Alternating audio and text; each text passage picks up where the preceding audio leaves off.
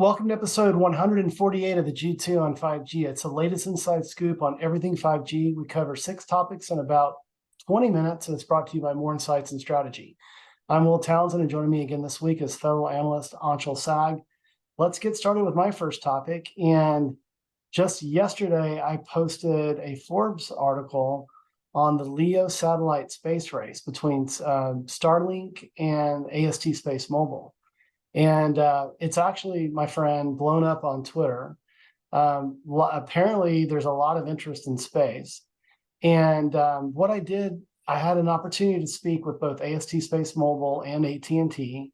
And I gleaned information that's been publicly available from T-Mobile and Starlink. And I sort of published, my hot take on where I think things are at. And, the opportunity with LEO is tremendous, to complement cellular connectivity, especially in areas that are underserved by, traditional fiber and fixed wireless access solutions. And I did call a winner after, evaluating all the data and, and speaking like in length with AST SpaceMobile. I really feel like even though when you kind of compare market caps, and this is an interesting topic on Twitter because a lot of folks were comparing AST SpaceMobile's market cap of about $1 billion with Starlink SpaceX of about $80 billion. But at the end of the day, I believe it's patents, it's technology partnerships with companies like Nokia, and the fact that AST SpaceMobile is focused on satellite to device connectivity versus Starlink, which is a fixed, broadband solution. Given the scale, it's quite compelling that AST could have, at least initially, an edge with respect to an opportunity to sort of scale out the operation. What I also like, as I spoke with AST SpaceMobile, is that they've signed over 35 MOUs with mobile network operators all around the world, including AT&T. And I think we've talked about this on a prior podcast. Back in April, AST SpaceMobile and AT&T, along with Samsung, demonstrated the first satellite to smartphone call. And I expect more to come in the future. But at the end of the day, if you want to read more about it, go hit my Twitter handle at WillTownTech, and would love to hear your feedback. I did not read your article yet. Come on, man. I've been a little busy. I bet you have. But I do think that AST SpaceMobile has a very energetic audience on Twitter. I think a lot of these guys are also investors in the company, Right. which I think is a factor in their excitement for anything around AST SpaceMobile. But I do think in some ways they do have a lead. But I also think that they are also, they don't have control of how their satellites go up in space, while SpaceX does. You know what? Yeah, because actually, ironically, SpaceX is what's the vehicle to launch their satellite. So it's quite interesting. And also, the way AST SpaceMobile is approaching this is very different from how other companies are doing it. They're building these much bigger arrays that are like, very large. Yeah. I do think it will figure out, we'll find out, I think, in the next year or two where everybody is, at least in the first phase. I think our conversation with MediaTek was a good one. And they seem to be powering a lot of the chipset side of these things. Yeah. And because of that, I think, we're kind of in the very early phases of satellite connectivity. And a lot of it's pretty low bandwidth at this point. And I think until we start really getting stuff like satellite NR,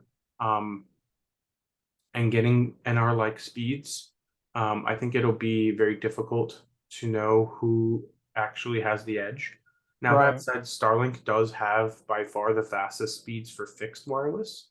But those are even coming down with speed, and they've also added that connectivity to RVs, boats, and planes. So it's not like the technology isn't capable of handling moving objects. Good But point. fitting it, making it work with a smartphone is a totally different beast. And I'm really curious to see how this all shakes out. But um, they've definitely partnered with the right companies, and they're really moving forward. But I wouldn't write off T-Mobile and SpaceX yet, nor would I Right. Link Mobile or Snapdragon or all the other existing incumbents. There's a lot of consolidation I think we're going to see probably in the next few years, and we're going to see some companies go under. Yeah. And once that consolidation occurs, we'll probably have a much more clear picture of where the market's at, probably in the next 2 to 3 years. No, I agree. And, in my article, I do talk about the fact that Starlink is expanding its capabilities for objects in motion, as you mentioned, recreational vehicles and that sort of thing.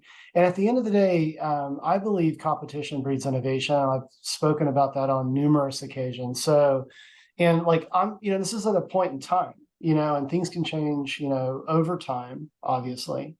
But it's exciting. It's a space race. I sort of opened that article, looking back at the 60s when, we wanted to put an astronaut on the moon, and it's exciting. And I think you're right.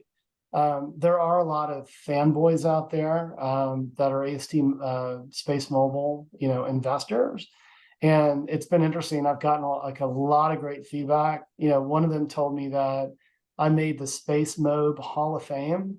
So, I think at the end of the day, what's really interesting is there's a ton of attention on this topic.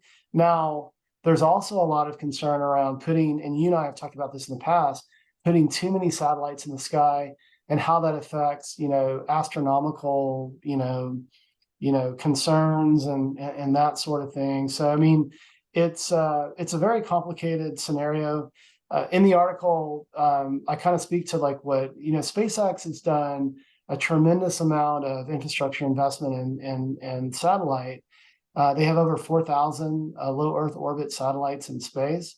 And Elon Musk has been stated on record as saying he wants to put 30,000 in the air. AST Mobile, on the other hand, SpaceMobile, on the other hand, has only launched 2.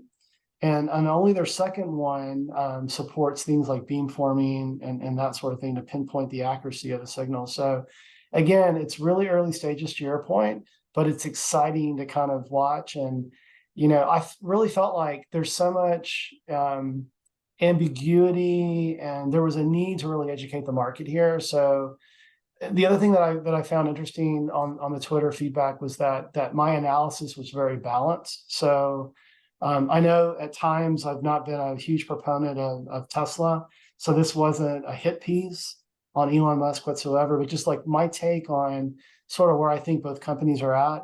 I also talk about OneWeb. So again, I encourage our viewers and listeners to dig into that article. Would love to get your feedback on that. But with that, I did mention Samsung. They were part of that initial demonstration with respect to that satellite to smartphone connectivity. And unfortunately, I missed the Samsung Networks Analyst Day, but you were there, and you want to sort of talk about your insights and what you learned from that event. Yeah, there was it was, I would say, kind of like a business review. Kind of like filling people in that maybe aren't as in the loop as you and I are. You and Mhm. I are pretty good at catching all of the major Samsung announcements and partnerships. Um, and that was pretty much a lot of that. And there were some NDA stuff, so obviously I'm not going to talk about that. Sure. But there were a lot of conversations that were very, I think, productive. And Mhm. we kind of got a good business update on where Samsung Networks is and who their partners are. And we even had a short presentation from somebody from Wind River, that's a partner for Samsung Networks.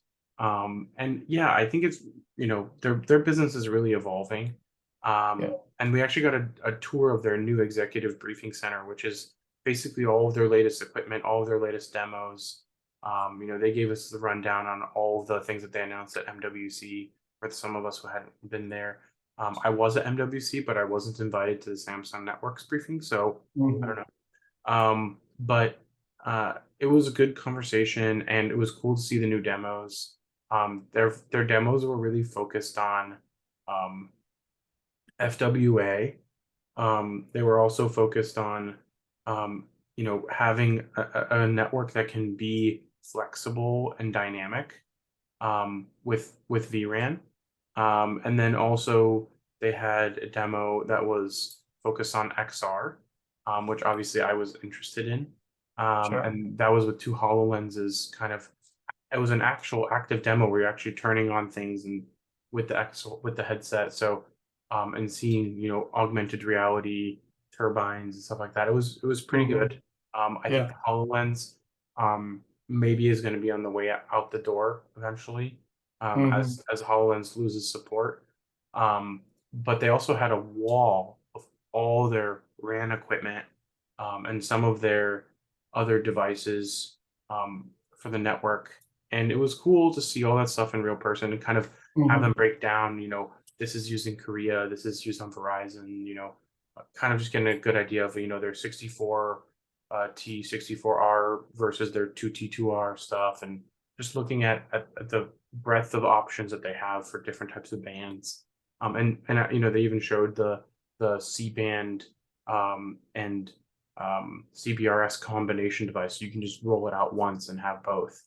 So it Yeah. was really cool to see that. I think it was very clear to me and everyone else there that the RAN product is the core of their business right now.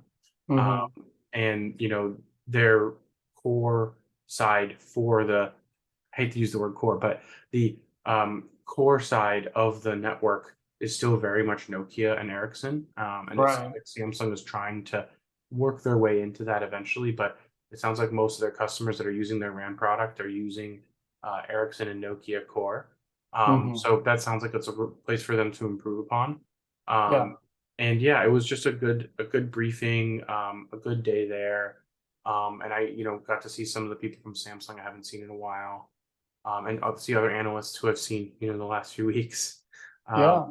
but yeah, it was a good event, and I'll probably do a short write up. But I posted tons of pictures on Twitter, and I'll be uploading videos of all the demos on YouTube, so you can see on my personal YouTube account. I actually forgot to upload them when I got back yesterday, but I'll do it today, and this should be up any minute after this is published. So that's kind of the wrap up there.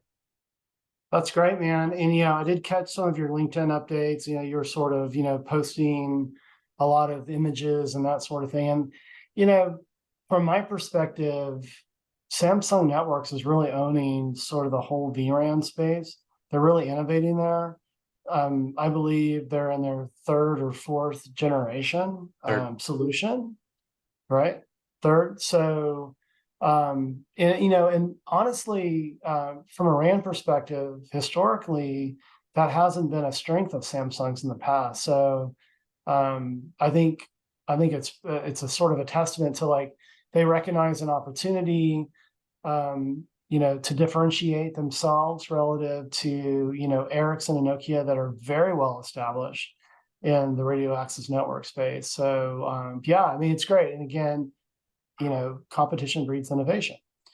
But with that, let's move to my second topic, and I do want to talk about Nokia. And this is actually an article that you caught that you alerted me to.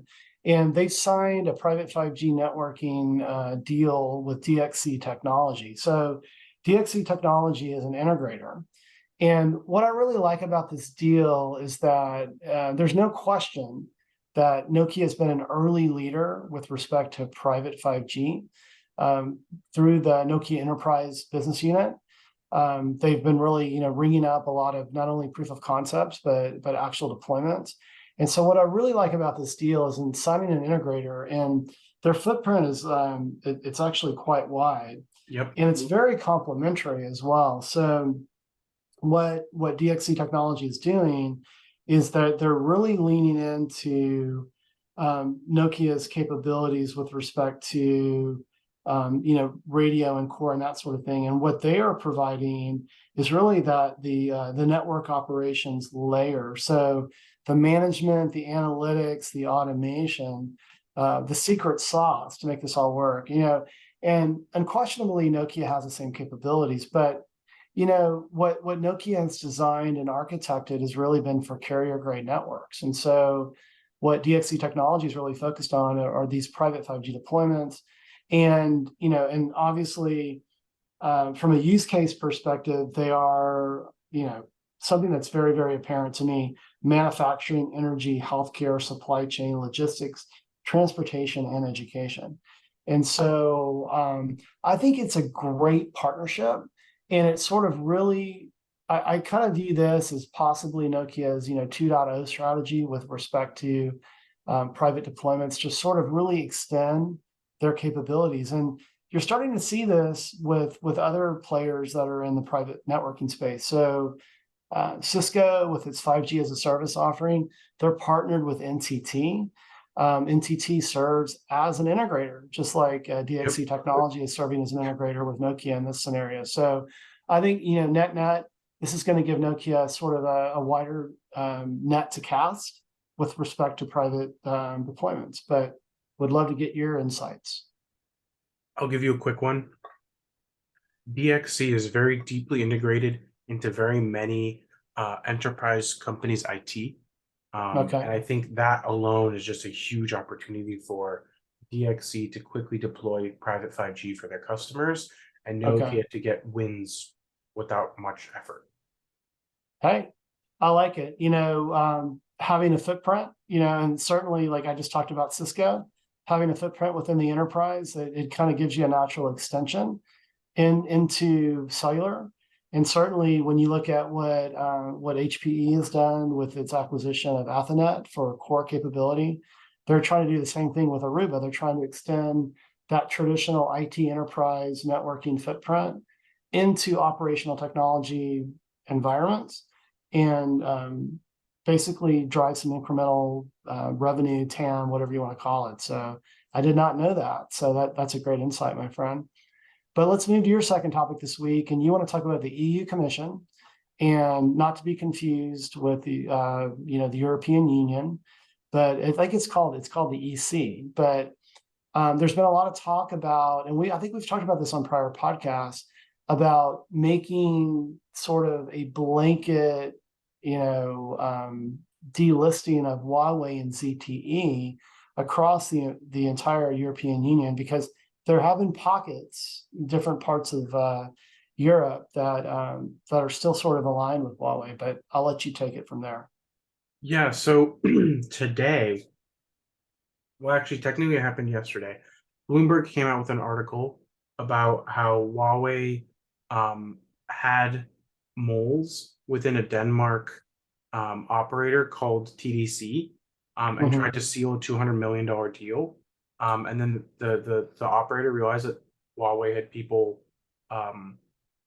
feeding them information from inside the company, and then also that their security team was being spied on, and they were getting denial of service attacks when they left the company's headquarters. And obviously Huawei denies a lot of this, but this is just another example of Huawei doing things that aren't really above board.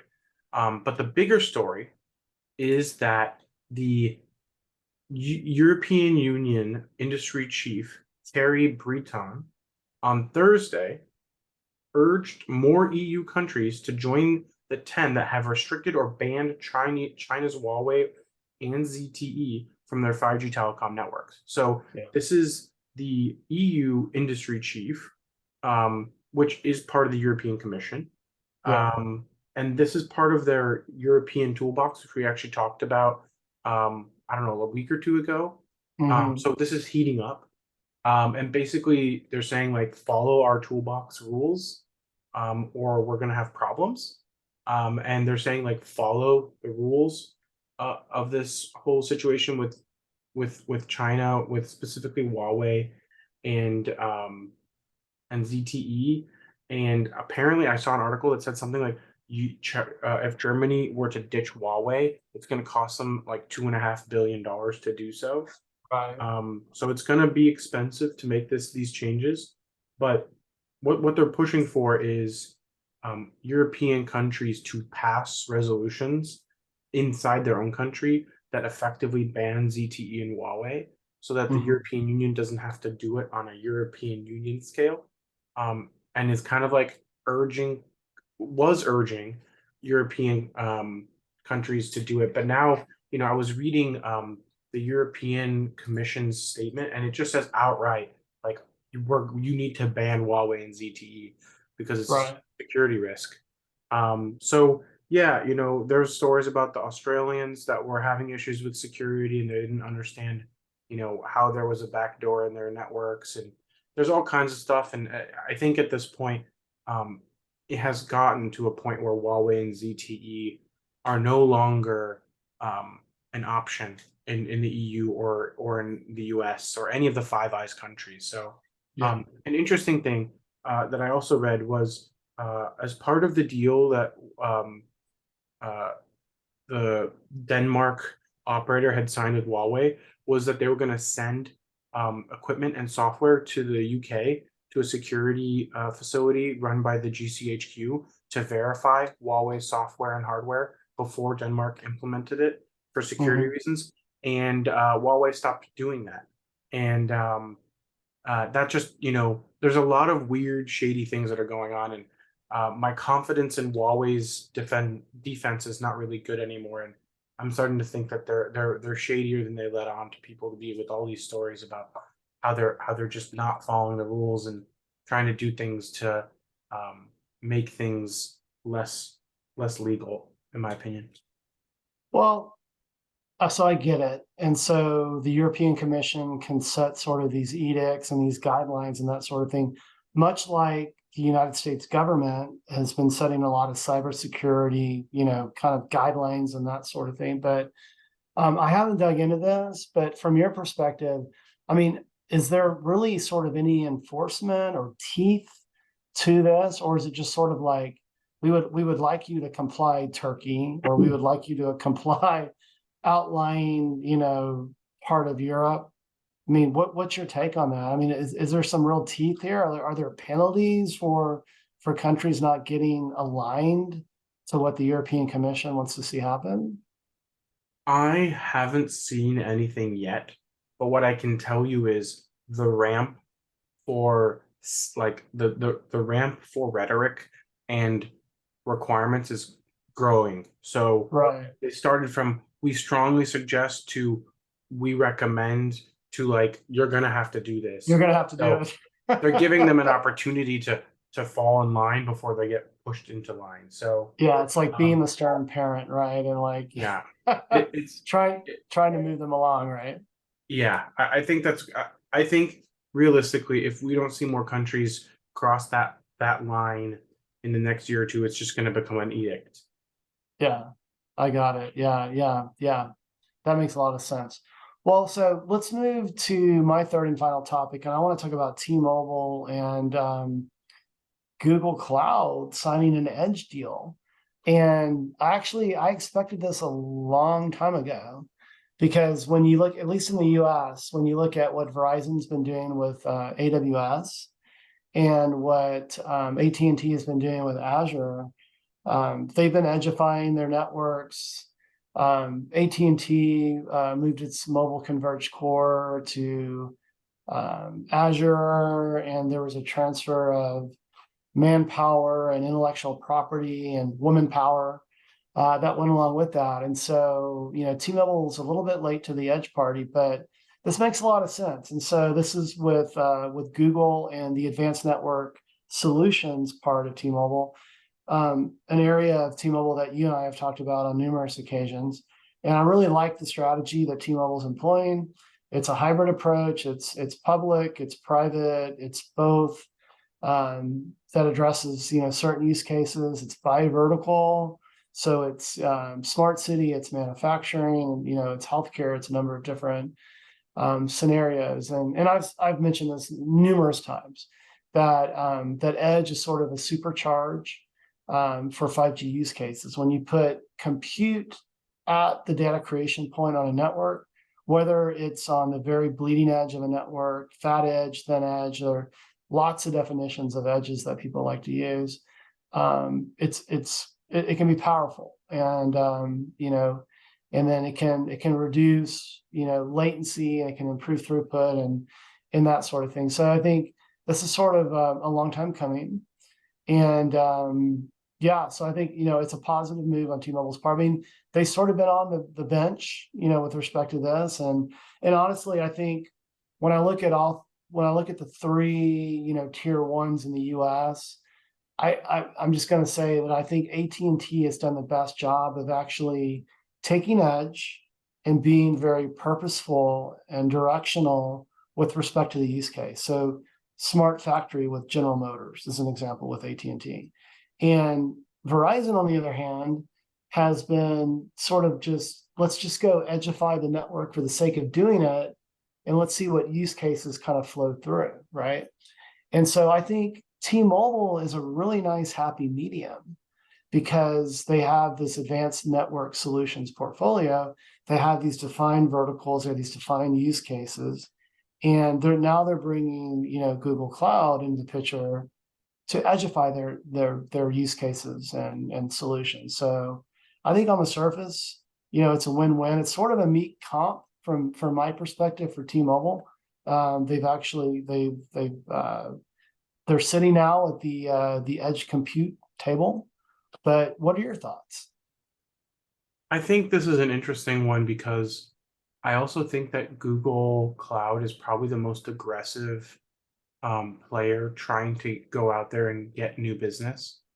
They're the ones who have the most room to grow.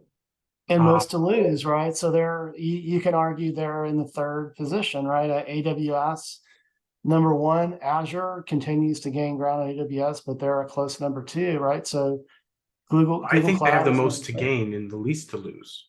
There you go. Okay, well, point Um, counterpoint. but I think also Google Cloud, part of what they're also looking at is they're more focused on 5G applications for their cloud. Okay, And I think them deploying edge compute, is going to be really valuable for T-Mobile. yeah. I also think when you look at T-Mobile, they're also a little bit more Android heavy than the other operators are. So they're more likely to For have for more for Android obvious developers reasons. wanting to target their user base. Yeah, So there's a couple points of synergy here that I think make sense.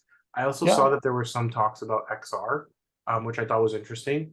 yeah. And yeah, I think this is a good match, but I also think, T-Mobile, I think T-Mobile's pretty cloud agnostic, unlike Verizon, who very much seems like an AWS house, For and sure. AT&T, who definitely seems like an Azure house. Azure house, yeah. So I think T-Mobile, they can lean towards Google because I think that's, they're the one operator that hasn't really committed to a necessarily one cloud partner.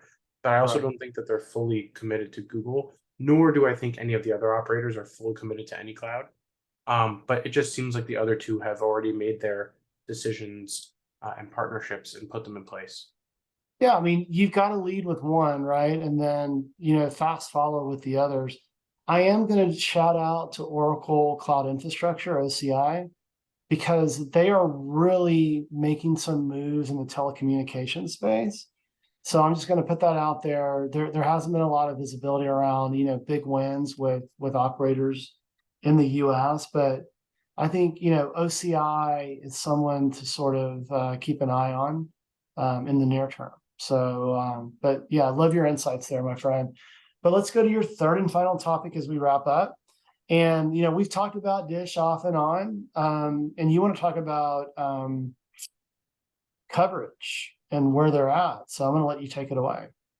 Yeah, so this was a thing that lots of people were expecting was going to happen, but needed to happen for Dish, which is that they hit their 70% coverage requirement, which means they won't get fined or they won't lose like $2 billion. Right. Yeah. Um, and this is a combination of Dish's AWS-4 as well as 700 megahertz E block, AWS H block, and 600 megahertz spectrum. So it's a lot of low band and AWS. And this will obviously be easier to propagate, so it won't necessarily be super fast. But what's interesting is it's already like a commercial 5G network. Um, you know, standalone network with Mhm. Open RAN. So they're a more modern network, and it's going to be interesting to see how this actually performs as a network. So I'm Yeah, actually going to reach out to my contacts at Dish and see if I can, get a fourth line of service on a fourth carrier. yeah, But yeah, I think at this point, the next barrier will be um, hitting. I think it's 90% of the population, and that's going to be the most difficult because yeah, the first like 80% is really easy, or even the first 70%. It's starting to get into the less dense areas where people are more difficult and costly to cover. mhm, And the next deadline will actually be 75% by 2025, but that requires a lot more densification and capital.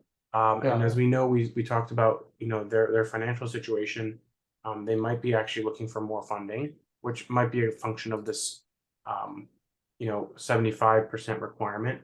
But they've got 2 years to do that.